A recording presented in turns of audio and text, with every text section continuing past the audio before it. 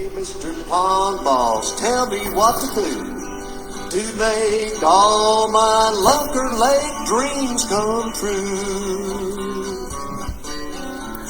Hello everybody, Bob Lust, the Pond Boss. What is the ideal size and depth of a pond if you want to grow trophy bass? I live on a 100-acre lake and it's beautiful and thriving nicely, but unfortunately it's in an HOA type structured subdivision, and I'm tired of trying to get these people to do what's right. I'm ready to move and dig a pond or find land with an existing pond or lake. I'm in South Louisiana on the Mississippi state line. You know what? If you want to grow trophy bass, I'm going to tell you the minimum size is 3 acres, and you're not going to grow very many trophy bass in 3 acres of water. However, Greg McMillan, who I know is watching this show, he's got a 2.5 acre pond, and he had an electrofish this week, and he's really pushing that pond, pushing it really hard, you know, and that guy's probably got 8 or 10 legitimate trophy bass in that lake. If you want to go through it where you don't have to push it, I'd say 5 or 6 acres is probably big enough to have a trophy bass fishery. And you know, the thing about when somebody says trophy bass, that to me that's relative. You know, what's your trophy bass? Mine's probably 6 pounds. Is yours 8, 7, 4, 10?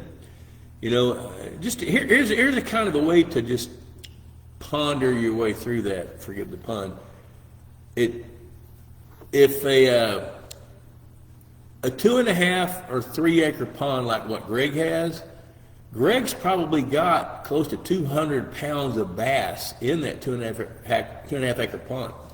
But he's got several hundred pounds of bait fish, bluegill, threadfin shad, gizzard shad, you know, bluegills, etc., etc.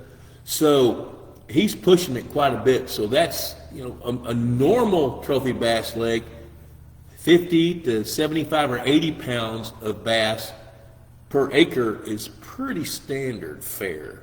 And hey, Greg, I knew you'd chime in there, buddy. So Greg's pushing it a little bit. It's working. It's working for him. What I did, but you know, I did caution Greg, and I'll caution all of you, when you try to push a pond to its limits, the pond's going to push back every single time. I don't care what you're doing, you're going to get a pushback, and that pushback may be, you know, in the form of predators. Like today on Bays Lake, we saw a flock of probably 150 cormorants getting ready to land on his lake, and we were able to just kind of circle the lake a little bit and rearrange their flight path. But those things can do it. They can eat a lot of fish. Hey, Pond Boss, $35 a year, cheaper than a Friday night date, and it lasts a year. Pond Boss magazine, full of nuggets. You know, every subscriber I've ever talked to says, you know, they get something out of each copy of Pond Boss magazine. Well, that's our goal.